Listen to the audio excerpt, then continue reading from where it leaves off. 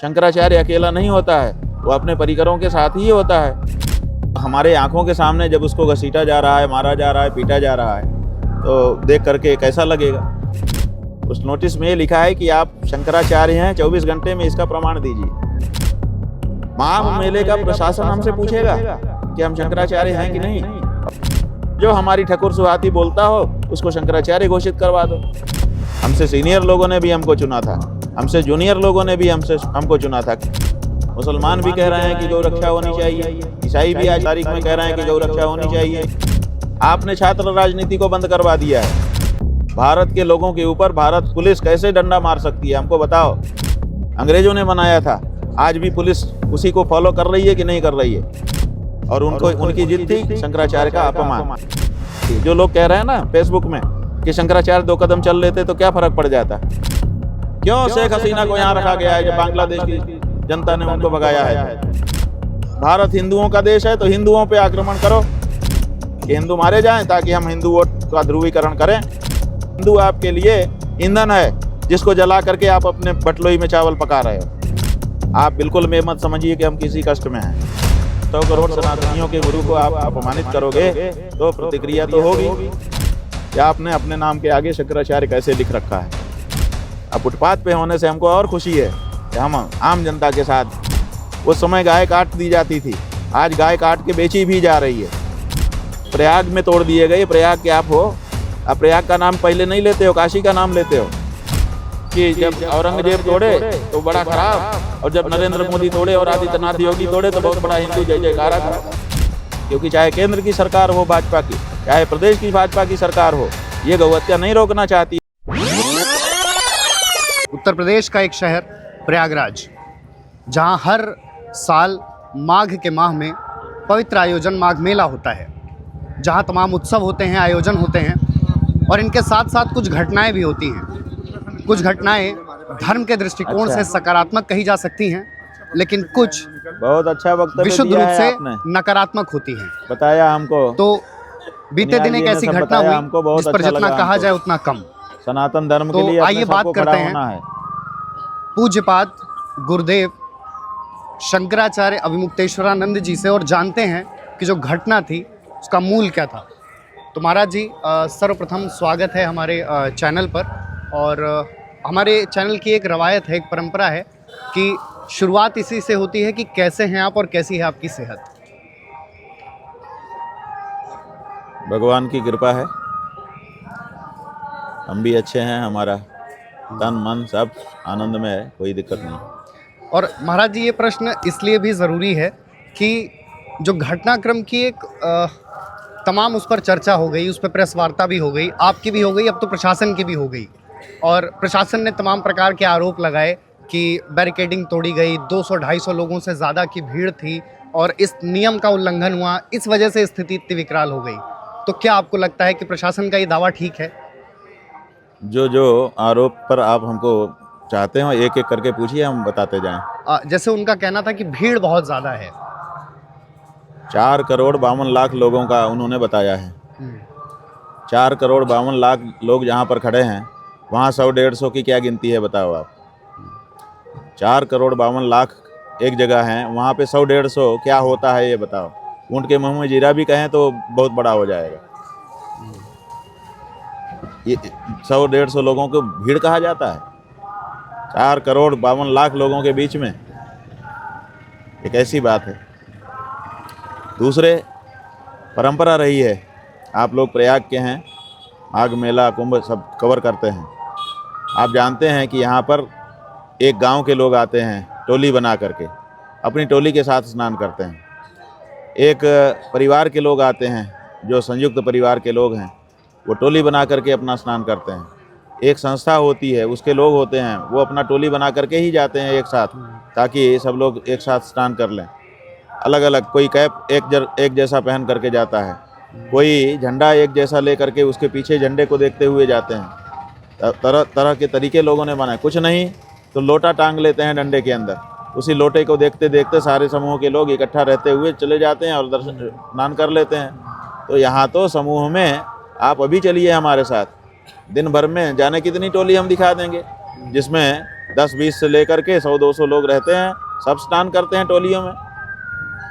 ये कहाँ का नियम है कि कोई टोली में स्नान नहीं करेगा? ये तो करते ही हैं। लाखों टोलियां होंगी, जो 4 करोड़ आप बता रहे हैं, अगर आपकी संख्या सही है तो लाखों टोलियां होंगी। यहाँ कोई ऐसा नियम थोड़े है कि सब अलग अलग होकर के एक एक ही स्नान करेंगे। यहाँ तो सब अपने अपने टोली के साथ, अपने पति पत्नी है, बच्चा है, माता पिता है, तो सब लोग एक साथ ही तो स्नान करेंगे। अगर कोई संस्था है तो उसमें जो सदस्य हैं सब एक साथ ही तो स्नान करेंगे, तभी तो उनके अंदर अपना तो आएगा कि हम सब ने मिलकर स्नान किया। ये जो भावना है, इस भावना को आप कैसे हटा देंगे? इसलिए, और जहाँ तक शंकराचार्य का प्रश्न है, शंकराचार्य जो है जब अभिषिक्त होता है तो उसके परिकर भी अभिषिक्त होते हैं। वो अपने परिकरों के साथ माना जाता है, ऐसे नहीं माना जाता है। राम जी हनुमान जी के बिना कहीं प्रतिष्ठित हुए हैं? दिखाई दीजिए। शंकर जी बिना नंदी के कहीं प्रतिष्ठित हुए हैं तो दिखा दीजिए। अनिवार्य होता है, शंकराचार्य अकेला नहीं होता है, वो अपने परिकरों के साथ ही होता है। तो हम परिकरों के साथ स्नान करने जा रहे थे, इसमें कौन सी समस्या है?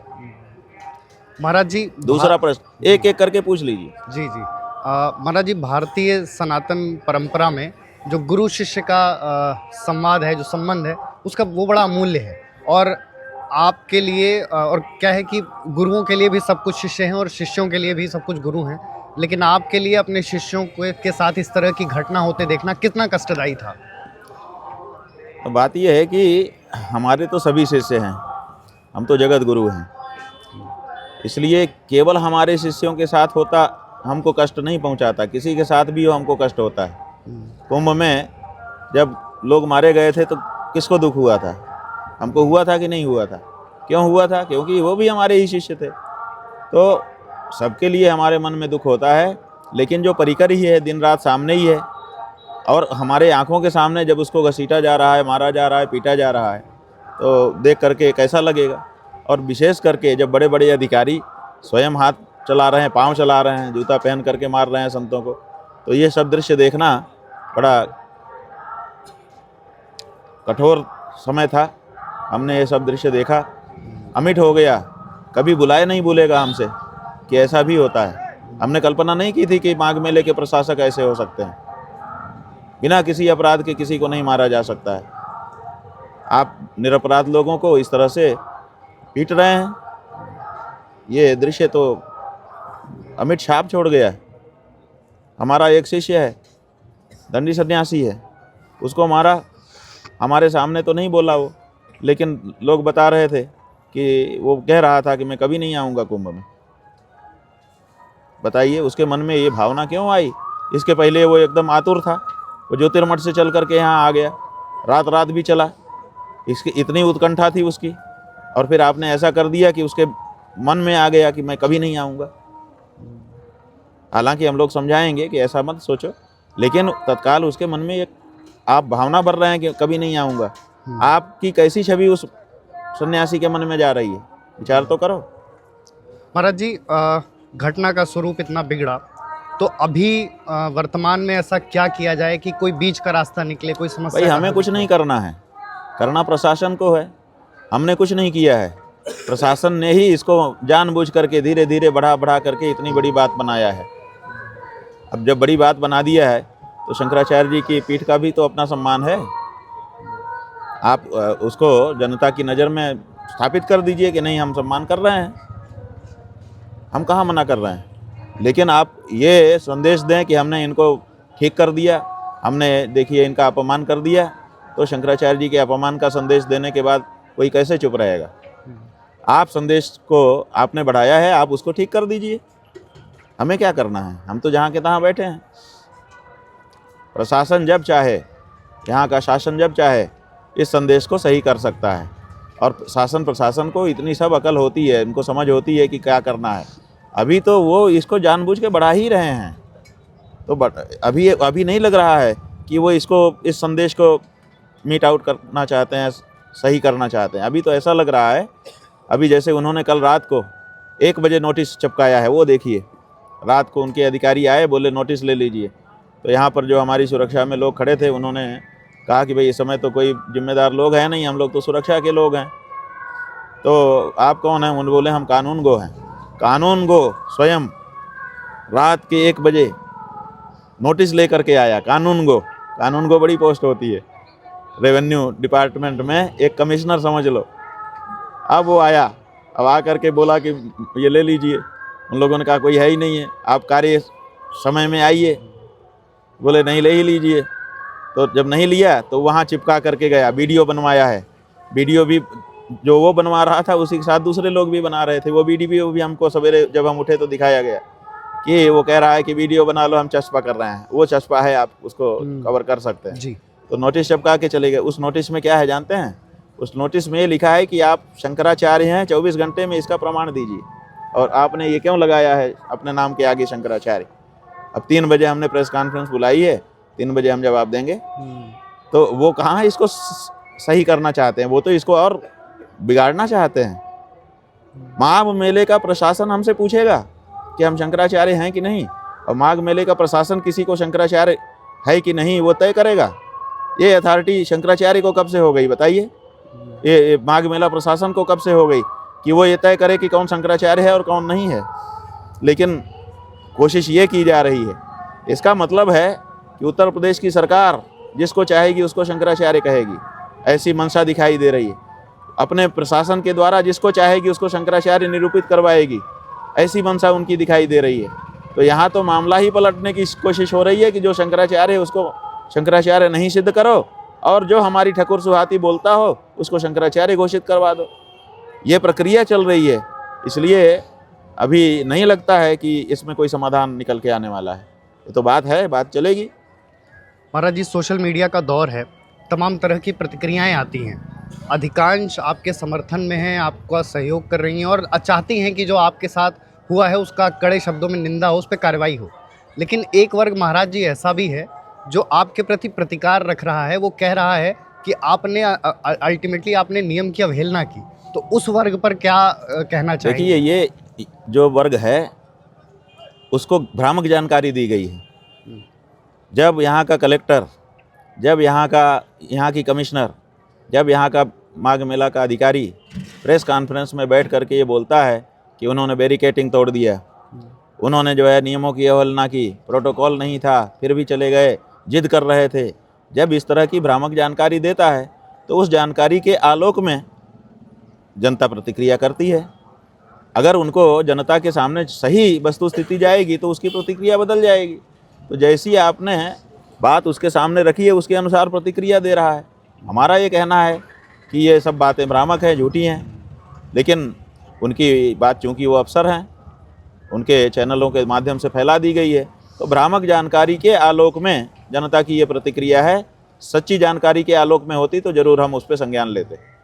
महाराज जी, जब पिछली बार आपसे साक्षात्कार में वार्ता हुई तो आपने स्वयं कहा कि आपका जो पारिवारिक पृष्ठभूमि है और संपत्ति भी थी, आपने उसको भी छोड़ा, आपका परिवार में सब गृहस्थ है, आपने वो भी त्याग किया, लेकिन ये मार्ग की ओर अग्रसर हुए।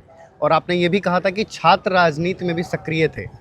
तो लेकिन महाराज जी, जब ऐसी घटनाएं होती हैं तो यही वर्ग ऐसा कहता है कि कहीं ना कहीं संतों का जब राजनीति के राजनेताओं से टकराव होता है तो उनका ये कहना होता है कि कहीं ना कहीं ये रास्ता राजनीति की तरफ ही जाता है। ये जो राजनीतिज्ञ लोग हैं ये अपने अनुसार की, अपने मन की परिभाषाएं गढ़ते हैं। इन्होंने क्या परिभाषा गढ़ रखी है कि हमारा राजनीतिज्ञ जो बचपन से राजनीति करेगा, सक्रिय राजनीति, और सक्रिय राजनीति में रहते हुए कई पद भी प्राप्त करेगा, पदाधिकारी भी बनेगा, चीज़ें करेगा, और बाद में उसको हम उपराष्ट्रपति, राष्ट्रपति बना देंगे तो वो राजनीति से ऊपर हो जाएगा।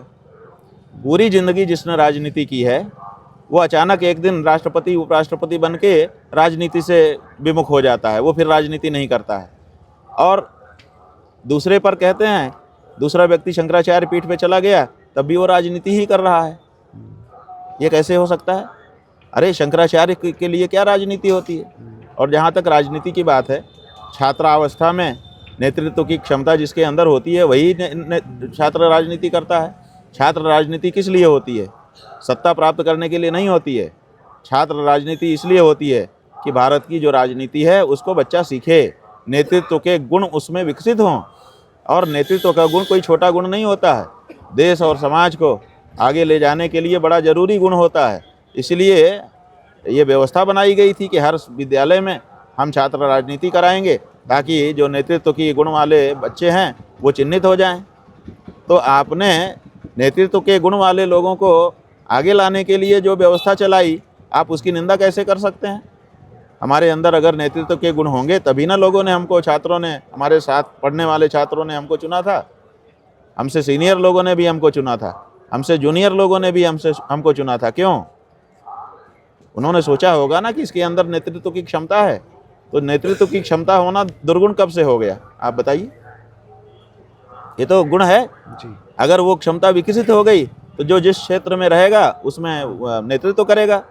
बाद में हम धर्म के क्षेत्र में आए तो हम धर्म के क्षेत्र में अपना नेतृत्व कर रहे हैं। हम धर्म के मामले में काम कर रहे हैं। हम गौ रक्षा की बात कर रहे हैं, जो कि हर भारतीय, लगभग हर भारतीय के मन की बात है। मुसलमान भी कह रहे हैं कि गौ रक्षा होनी चाहिए, ईसाई भी आज की तारीख में कह रहे हैं कि गौ रक्षा होनी चाहिए, गौ हत्या बंद करो। हिंदू तो कह ही रहे हैं, लेकिन भारत की सरकारें नहीं कर रही हैं। तो हम अगर नेतृत्व कर रहे हैं गौ रक्षा के प्रश्न पर, तो ये उसी कारण कर पा रहे हैं कि छात्र के समय से ही हमारे नेतृत्व के गुणों को विकसित करने का मौका मिला। आपने साइन डाई करवा दिया है, आपने छात्र राजनीति को बंद करवा दिया है।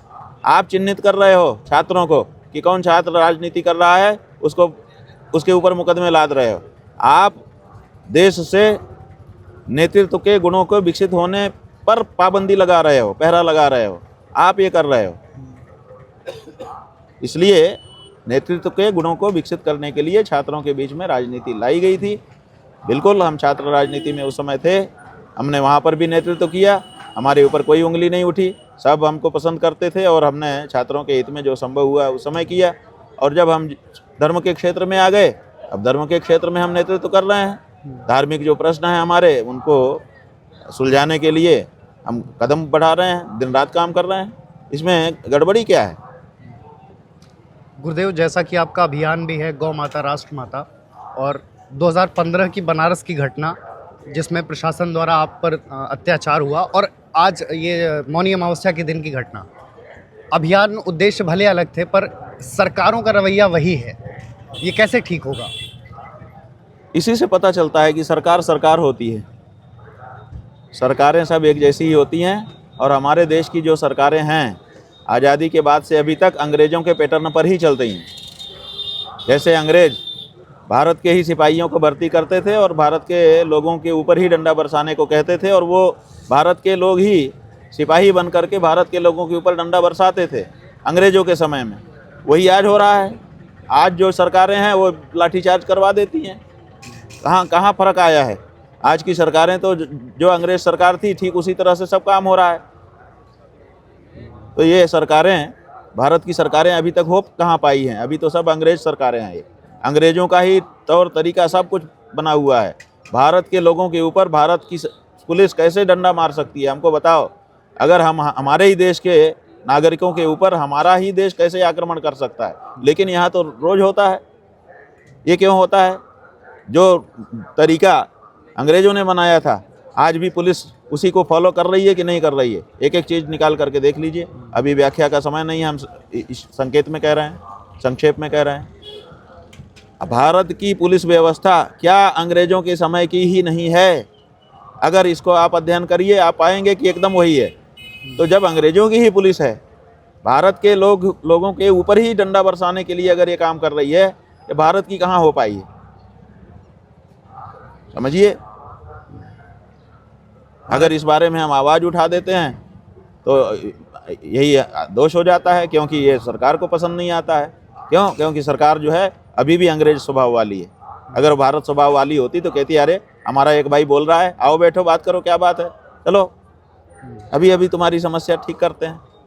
लेकिन कहाँ ये हो रहा है? यहाँ तो सीधे डंडा बरसाया जा रहा है, चलती पालकी को रोक दिया जा रहा है बिना किसी कारण के, और 3-3 घंटे रोके रखा जा रहा है। हम वहाँ पर खड़े थे, हमारे ऊपर आरोप लगा रहे हैं कि 3 घंटा वहाँ पर जिच की गई। हमने कहा कि यहाँ, उन्होंने जब माइक में कहा कि यहाँ भीड़ है, आप बाधित कर रहे हैं, तो हमने कहा भाई हमारे उठा करके खाली जगह पे कर दो। अगर हमने ना कहा हो तो कहिए। तो कहने लगे पुलिस के कंधे इसके लिए नहीं बने हैं, और बाद में ढो ढो करके जगह जगह हमको घुमाते रहे अकेला करके, उसके लिए बने थे पुलिस के कंधे। हमने तो कहा कि जहाँ खाली जगह है वहाँ हमारी पालकी को रख दो, भीड़ नहीं होगी। लेकिन उन्होंने 2.5 घंटे भीड़ में हमको क्यों रखा? पुलिस प्रशासन ने 2.5 घंटे हमारी पालकी को भीड़ में क्यों रखा? अगर वो कह रहे हैं कि भीड़ को समस्या हो रही थी, उठा करके दूसरी जगह रखने में उनको क्या दिक्कत थी? लेकिन उन्होंने जानबूझ करके वहीं रखा ताकि हमको ये दिखाया जाए कि ये जिद पर हैं। जिद पर हम नहीं थे, जिद पर वो थे, और उनकी जिद थी शंकराचार्य का अपमान। और हमारा जो प्रयास था वो ये था कि शंकराचार्य परंपरा का सम्मान हम बचाए रखें। देखिए, प्रोटोकॉल होता है। अगर भारत के राष्ट्रपति को आप आमंत्रित करो अपने कार्यक्रम में, तो शोर सिफारिश होगी, परिचय उरिचय होगा तो मान लेंगे वो। आजकल यही व्यवस्था है, मान भी लेंगे कि हम आएंगे, और उसके बाद आप कार्ड छापो और दूसरे नंबर पे उनका नाम लिख दो। बताओ, आएंगे? नहीं आएंगे। नहीं, क्यों नहीं आएंगे? भारत का राष्ट्रपति है, क्या फ़र्क पड़ जाता है उसका दूसरे नंबर पे नाम छप जाने से? कौन सी परिस्थिति बदल जाती है? जो लोग कह रहे हैं ना फेसबुक में कि शंकराचार्य 2 कदम चल लेते तो क्या फ़र्क पड़ जाता, हम कह रहे हैं कि भारत के राष्ट्रपति का दूसरे नंबर पे नाम हम छाप दें, वो क्यों मना कर देता है? उसको क्या फ़र्क पड़ जाता है बताइए? अगर कार्ड में दूसरे नंबर पे नाम छाप देने से राष्ट्रपति का कार्यक्रम कैंसिल हो जाता है, तो शंकराचार्य को आप कहते हो कि नहीं, उतर करके चलो, इससे क्या फ़र्क नहीं पड़ता है? इसलिए जो लोग परंपराओं को, मर्यादाओं को नहीं समझते हैं, वही लोग ऐसी बात कर सकते हैं। गुरुदेव, कुंभ से लेकर माघ मेले तक जो इसका धार्मिक उद्देश्य है, अक्सर ये उससे भटकता नजर आता है। किस तरह की? हाँ, वो भटकाया जा रहा है, और इसीलिए शंकराचार्यों को जो सत्य धर्म बताते हैं उन लोगों को अपमानित किया जा रहा है, ताकि वो लोग यहाँ आना छोड़ दें, ताकि ये मेले को नास्तिक मेला बनाया जा सके। प्रयास यही है। इसको व्यवसाय का केंद्र तो बना ही दिया गया है। अब मेला जो है वो बाजार ज़्यादा बनता जा रहा है, त्याग तपस्या की स्थली कम बनता जा रहा है। सरकार जो है बहुत सारे लोगों को सुविधाएं बढ़ा रही है। सुविधाएं क्यों बढ़ा रहे हो? जब यहाँ लोग अपना घर छोड़ करके तपस्या करने आते हैं, तो तपस्वियों को सुविधा क्यों दे रहे हो आप? इसका मतलब है कि आप चाहते हो कि यहाँ तपस्या कम हो, यहाँ पर सुख सुविधा, आमोद प्रमोद बढ़ जाए। आमोद प्रमोद माघ में क्या ज़रूरत है? आमोद प्रमोद तो तुम्हारे घर में, तुम्हारे कार्यालय में बना हुआ है, वहाँ तो तुम्हारे डबल बेड बने हुए हैं, वहाँ पे सो ना। यहाँ पे डबल बेड लाएंगे, यहाँ पे वैसे ही सब सुविधा करेंगे जैसा घर में है, तो फिर यहाँ आए क्यों आप बताओ? यहाँ तो तपस्या करने आए थे ना। तो जैसे जैसे यहाँ पर सुविधा बढ़ाई जा रही है, ये सुविधा बढ़ा करके अच्छा नहीं किया जा रहा है। ये माघ मेले की जो तपस्वी प्रकृति थी उसको बदलने की कोशिश की जा रही है, षड्यंत्र है। और जैसे जैसे यहाँ के लोग सुविधा भोगी हो जाएंगे, धर्म कर्म छूट जाएगा। तो आप देखिए, सनातन धर्म पीछे रह जाएगा, उपभोगवाद, सुविधा भोगी लोग आगे आ जाएंगे। तपस्या करने वाले को तपस्या करने का यहाँ मौका ही नहीं मिलेगा। तो यहाँ पर ये मेला तपस्वियों का मेला है, और जो आम लोग आते हैं वो ये देखने आते हैं कि हम भी एक दिन की तपस्या करें, हम भी 5 दिन रह करके तपस्या करके देखें तपस्या में क्या आनंद है। हम घर में जो आनंद नहीं ले पा रहे हैं, साधु संत उपवास रख करके, ठंडे पानी में नहा करके, कम कपड़ों में रह करके, ज़मीन पे सो के कैसे ये खुशी हैं, यही देखने तो लोग आते हैं। अब आप उनको ये देखने का मौका ही नहीं दे रहे हो, यहाँ पर भी सब सुविधा कर दे रहे हो। ये क्यों कर रहे हो, हमको बताओ। ये तपस्या का क्षेत्र है, पवित्रता का क्षेत्र है, धर्म का क्षेत्र है। इसकी प्रकृति बदलने की कोशिश एक षड्यंत्र के तहत की जा रही है, ताकि साधु संत सुविधा भोगी हो जाएं, तपस्या छोड़ दें, और तपस्या छोड़ देंगे तो सनातन धर्म का जो मूल है वही समाप्त हो जाएगा। ये सनातन धर्म को खंडित करने की कोशिश षड्यंत्र के तहत मीठा जहर पिलाया जा रहा है। गुरुदेव, एक और बात बड़ा कष्ट देती है, जो हम घटनाएं सुनते हैं, देखते हैं। बांग्लादेश में जो हिंदुओं की दशा है, पिछले कई दिनों में कई हिंदुओं की कभी भीड़ के साथ नृशंस हत्या हुई। तो धर्माचार्य होने के नाते, धर्म के शिखर पर विराजमान होने के नाते क्या कहेंगे कि इसका क्या समाधान? नहीं, क्यों हुई? बांग्लादेश तो कब से बना हुआ है, अभी क्यों हुई हत्या हिंदुओं की? बांग्लादेश के मुसलमानों ने हिंदुओं को क्यों मारना शुरू किया? कारण तो बताओ। आप नहीं बताओगे। कारण ये है कि भारत की सरकार ने, जो शेख हसीना है वहाँ की प्रधानमंत्री, जब बांग्लादेश के लोगों ने उसको भगाया तो उसको अपने यहाँ रेड कारपेट बिछा करके रखा हुआ है, जिसके कारण बांग्लादेश के लोग भारत से नाराज़ हैं। भारत बड़ा देश है, उनकी हिम्मत नहीं है कि भारत के खिलाफ कुछ कर सकें, तो अपनी खुन्नस वहाँ रह रहे हिंदुओं के साथ उतार रहे हैं। कारण तो आपके पास है। जो हिंदू मारे जा रहे हैं उसका सीधा संबंध भारत की सरकार से है। भारत की सरकार उनको मरवा रही है, अपने कदम से मरवा रही है। हम आरोप लगा रहे हैं क्यों शेख हसीना को यहाँ रखा गया है जब बांग्लादेश की जनता ने उनको भगाया है। तो बांग्लादेश की जनता ने उनको चुना था। बांग्लादेश की जनता जब उन्होंने चुना था तो वो प्रधानमंत्री थी कि नहीं थी, और जब भगाया तो भगोड़ा है कि नहीं है, भागी है वहाँ से, तो उस भगोड़ा को आप क्यों रखे वो। तो जब आप किसी के शत्रु को अपनी शरण में रखोगे तो आप भी शत्रु हो जाओगे। तो बांग्लादेश की जनता ने जिसको भगाया, आपने उसको अपने यहाँ रख करके साड़ी खरीदवा करके और उसका वीडियो सार्वजनिक करके ये दिखाया है कि हम शेख हसीना के साथ हैं। बांग्लादेश की जनता समझ रही है भारत हमारे साथ नहीं है, शेख हसीना के साथ है। तो फिर बांग्लादेश की जनता चाहती है कि भारत के खिलाफ कुछ करें। भारत बड़ा देश है, हिम्मत नहीं है उनकी, तो वो अब भारत हिंदुओं का देश है तो हिंदुओं पे आक्रमण करो, ये करके वो अपनी खुन्नस निकाल रहे हैं। कारण तो आप बना के रखे हो, कारण को भगाओ ना। अभी देखो शेख हसीना को यहाँ से हटा दो, अभी देखो वहाँ बंद हो जाएगा। हम लोग बार बार कह रहे हैं लेकिन सरकार आराम से बैठी, क्योंकि वो चाहती है कि हिंदू मारे जाएं ताकि हम हिंदू वोट का ध्रुवीकरण करें और हिंदू के नाम पर फिर से हम सत्ता में आए। तो आप हिंदुओं के हितैषी नहीं हो, हिंदुओं के नाम पे आपको राजनीति करके सत्ता में बने रहना है। समस्या है हिंदू आपके लिए ईंधन है जिसको जला करके आप अपने बटलोई में चावल पका रहे हो, ये गलत है। ये हिंदुओं का इस तरह का उपयोग ना करो, हिंदुओं की रक्षा के लिए खड़े हो। महाराज जी अंतिम 2 प्रश्न। महाराज जी ऐसा क्या कह दिया जाए कि आप कुछ प्रसन्न हो जाएं, क्योंकि आपको ऐसे कष्ट में देखना, उदास देखना। नहीं, हम कुछ कष्ट में नहीं हैं। आप बिल्कुल में मत समझिए कि हम किसी कष्ट में हैं। जो व्यक्तिगत रूप से एक शंकराचार्य है और एक अभिमुक्तेश्वरानंद है। अभिमुक्तेश्वरानंद एक सन्यासी है, सन्यासी को मान अपमान से कोई फर्क नहीं पड़ता है। तो हम एक सन्यासी के रूप में व्यक्तिगत रूप से खुशी हैं। जहाँ तक शंकराचार्य की बात है, उसकी अपनी एक मर्यादा है, क्योंकि उसको नेतृत्व करना है। शंकराचार्य को 100 करोड़ सनातन धर्मी उससे सीधे सीधे जुड़े हुए हैं, शिष्य गुरु का संबंध है। तो जब 100 करोड़ सनातनियों के गुरु को आप अपमानित करोगे तो प्रतिक्रिया तो होगी, हो रही है और आगे और होगी। ये तो उनको देखना है कि वो क्या करना चाहते हैं। वो जो नोटिस रात को भेजे हैं उसमें उन्होंने कहा है कि आपने अपने नाम के आगे शंकराचार्य कैसे लिख रखा है, ये पूछा है उन्होंने। तो उसका जवाब 3 बजे हम लोग देने वाले हैं। वो तो देना ही पड़ेगा, उसमें खुशी और नाखुशी की कोई बात नहीं है। नोटिस है तो जवाब देना पड़ेगा, मजबूरी है तो वो जवाब दिया जाएगा। ठीक है, तो आप बिल्कुल मन में निकाल दीजिए, हमारे मन में कोई दुख नहीं है, कोई कष्ट नहीं है। हमारा इतना बड़ा शिविर बना है, हम शिविर में नहीं रह पा रहे हैं, हमको फुटपाथ में लाके उन्होंने खड़ा कर दिया, हम यहीं पे हैं। लेकिन हम फुटपाथ पर हैं, इस बात का दुख हमको नहीं है। हम प्रयाग क्षेत्र में हैं, पवित्र क्षेत्र में हैं, ये मौका हमको मिला है जीवन में, इसी से हम खुश हैं। और शिविर में रहते हैं तो थोड़ा भले शिविर के लोग हमको व्यवस्थित करके वहाँ रखते हैं, लेकिन फिर भी जनता से कटने का थोड़ा सा मलाल रहता ही है।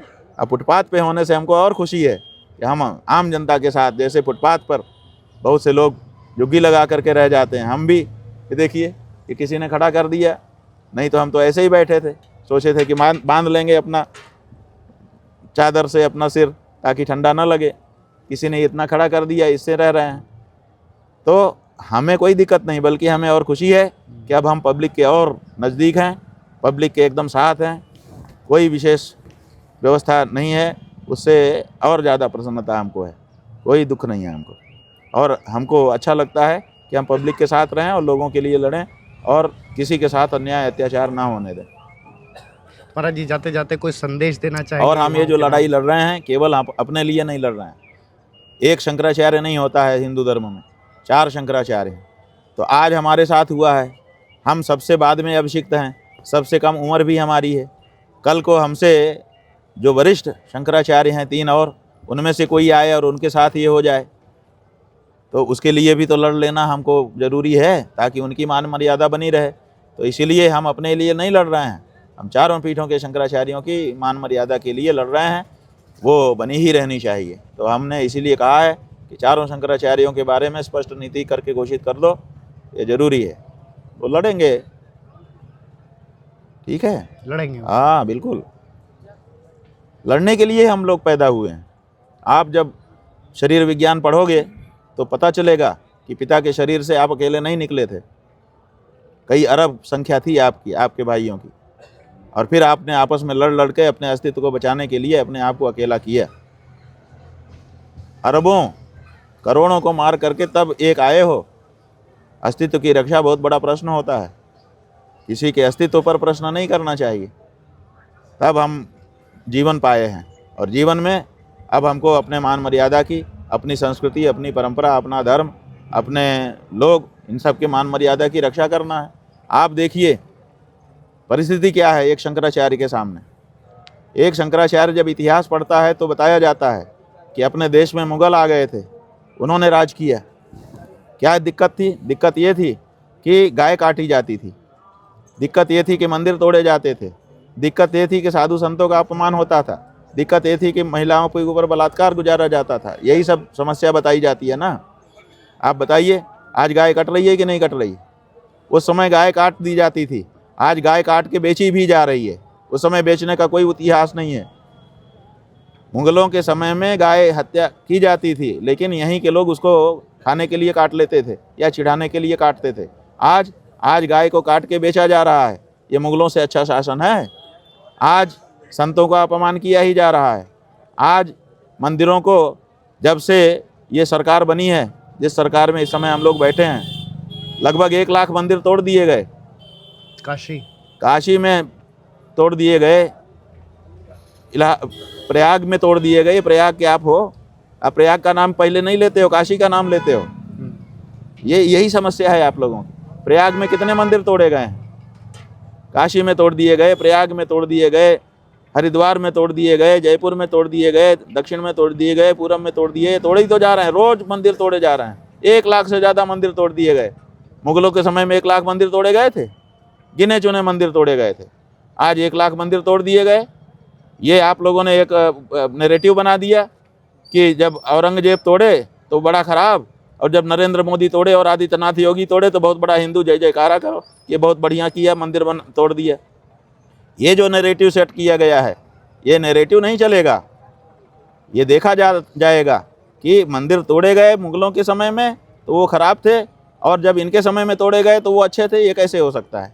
मंदिर तोड़ना तो मंदिर तोड़ना अपराध है, गाय हत्या करना गाय हत्या अपराध है। उस समय एक्सपोर्ट नहीं होता था, आज एक्सपोर्ट कर रहे हो आप, उसको डॉलर के लिए बेच रहे हो, और आप तरह तरह से अपना मुंह छिपाने के लिए करते हो कि हम तो भैंस का मांस बेच रहे हैं। बीफ की परिभाषा ही तय नहीं कर रहे हो आपकी बीफ क्या होता है। और जब पकड़ा जाता है, अभी भोपाल में पकड़ा गया रिसेंट, जो सरकारी स्लॉटर हाउस इन्होंने बनाया था अत्याधुनिक, उसी में से पकड़ा गया कंटेनर। वो जब कंटेनर में पकड़ा गया तो ये तो बीफ है, ये तो भैंस का मांस है, और जब लेबोरेटरी में गया तो सब गाय का था, और बाद में और जब गहन से जांच हुई तो सब छोटे छोटे बछड़ों का था, बछियाओं का था, नरम नरम खाल जिनकी होती है। आप ये कर रहे हो। पूरे विश्व में चले जाइए, जाने की ज़रूरत नहीं है, इंटरनेट पर उपलब्ध है। किसी भी देश के किसी भी मॉल में आप सर्च कर लीजिए, वहाँ पर भारत का आयातित बीफ गौमांस उपलब्ध है, और उस पर रेट लिस्ट पड़ी हुई है। जगह जगह से विदेश में रहने वाले हिंदू वहाँ से वीडियो बना के भेज रहे हैं कि देखिए हम इस मॉल में आए हैं, यहाँ पर हमको ये बीफ मिल रहा है, और उसमें बाकायदा लिखा है exported from Uttar Pradesh India, Madhya Pradesh India, सब जगह से बीफ हो रहा है, महाराष्ट्र इंडिया, सब जगह से हो रहा है। ये क्यों हो रहा है? तो आप समझिए कि एक शंकराचार्य के रूप में जब हम देख रहे हैं परिदृश्य को, तो हमारे सामने ये सब दृश्य हैं। अब इन सब दृश्यों को देखने के बाद क्या इनके निराकरण के लिए एक शंकराचार्य को नहीं आगे आना चाहिए? और अगर हम आगे आते हैं, बताइए क्या इस समय औरंगजेब की सरकार है, कि अकबर की सरकार है, कि हुमायूं की सरकार है, कि अंग्रेज वायसराय की सरकार है? किसकी सरकार है कि भारत के शंकराचार्य को, 100 करोड़ सनातन धर्मियों के गुरु को गौ रक्षा के लिए आंदोलन करना पड़ रहा है? आप बताइए, हमको इस बात का जवाब दीजिए कि अंग्रेज़ों की सरकार होती तो हम मानते कि गौ रक्षा के लिए आंदोलन करना पड़ता है, मुगलों की सरकार होती तो हम मानते कि गौ रक्षा के लिए आंदोलन करना पड़ता है। आखिर क्या कांग्रेस की सरकार होती तो हम मानते कि गौ रक्षा के लिए आंदोलन करना पड़ रहा है? आप तो हिंदू धर्म के पुरोधा बन रहे हो, आपके समय में हमको क्यों आंदोलन करना पड़ रहा है? आप बता दो इसको। नहीं बता पाओगे क्यों? और हमारे ऊपर जो आक्रमण हो रहा है इसीलिए हो रहा है क्योंकि चाहे केंद्र की सरकार हो भाजपा की, चाहे प्रदेश की भाजपा की सरकार हो, ये गौहत्या नहीं रोकना चाहती और हम गौरक्षा की बात कर रहे हैं, गौहत्या बंदी की बात कर रहे हैं। मूल कारण ही यही है और इसीलिए हमारे ऊपर ये आक्रमण किए जा रहे हैं। लेकिन हम जब सनातनी जनता से, जिसके हम गुरु हैं, उससे पूछते हैं, जगह जगह हम पूछ चुके हैं कि बोलो भाई हम क्या करें, चुप हो जाएं कि गौरक्षा की बात उठाएं, तो जनता कहती है नहीं नहीं ऐसा मत करिए, आप हमारी बात उठाइए, हमारी बात गौहत्या बंदी है। तो जनता की बात सुन करके उसकी प्रार्थना पर हम ये बात उठा रहे हैं। आप इकट्ठा कर दीजिए 1 लाख 2 लाख 5 लाख करोड़ 2 करोड़ 10 करोड़ 20 करोड़, कोई ऐसा इंटरनेट पर अभियान निकाल दीजिए जिसमें हम एक सवाल पूरे देश की जनता से पूछते हैं। अगर 150 करोड़ की जनता है, उसमें से 125 करोड़ जनता अगर ना कह दे कि गौहत्या बंद करना हम चाहते हैं, तो हमको आप उतार के घसीट के इसी में गाड़ दीजिए बालू में। लेकिन जनता के हृदय की इस आवाज़ को कांग्रेस ने नहीं सुना, आपने बिल्कुल लात मार के हटा दिया। अच्छा किया, भविष्य मत लाइए उनको। दूसरी पार्टियों ने नहीं सुना, बिल्कुल लात मार के हटा दिया, सुना दिया। लेकिन इन्होंने भी तो नहीं सुना, इनको क्यों लात नहीं मार रहे हैं? जब उसी अपराध के कारण उनको हटा दिया आपने, तो वही अपराध ये भी कर रहे हैं। 1 टर्म में नहीं, 2 टर्म नहीं, तीसरे टर्म में कर रहे हैं। उसके बाद भी इन्हीं को बनाए रखने का ये कौन सा षड्यंत्र है और क्यों बनाए रख रहे हैं? इसका मतलब है कि उनको आरोप लगा करके कि इनको लाने के लिए हटाया गया था और इनको अब बनाए रखना है। जब वही पाप ये भी कर रहे हैं, जबकि इनके समय में बीफ का एक्सपोर्ट और बढ़ गया है, तो इनको और ज़्यादा दोषी मानना चाहिए था, इनको तो और तगड़ी लात लगानी चाहिए थी जनता को। लेकिन ऐसा नैरेटिव आप पत्रकारों के माध्यम से इन्होंने सेट कर रखा है कि सब पाप ये करें तब भी सबसे पुण्यात्मा यही हैं, इन्हीं की जय जयकारा करो। तो जो सच आंखों से देख रहा है उससे ये संभव नहीं है। और जो केवल मीडिया के माध्यम से चीज़ों को देख रहा है, वो तो जो मीडिया दिखाएगा उसके अनुसार बोलेगा। आपने शुरू में प्रश्न किया कि कुछ लोग ये बोल रहे हैं, तो हमने बताया कि मीडिया में भ्रामक जानकारी उनको दी गई है, इसीलिए वो बोल रहे हैं। सच्ची जानकारी दिए जाने पे वो सब नहीं बोलेंगे। तो मुझे नहीं लगता कि इतनी बातों के बाद कोई और बात कहने की आवश्यकता है। शंकराचार्य जी ने अपना पक्ष रखा और स्पष्ट किया पूरी यथास्थिति क्या थी, घटनाक्रम क्या था और गौ माता, राष्ट्र माता को लेकर उनका अभियान क्या है और वो इस पर प्रशासन की तरफ से क्या कार्रवाई चाहते हैं, और जो सरकार इस उद्देश्य को सफल करने में नाकाम रहे उसके प्रति उनका क्या दृष्टिकोण है। तो इन बातों के साथ विदा लेते हैं, मिलेंगे किसी अगली वार्ता में। धन्यवाद।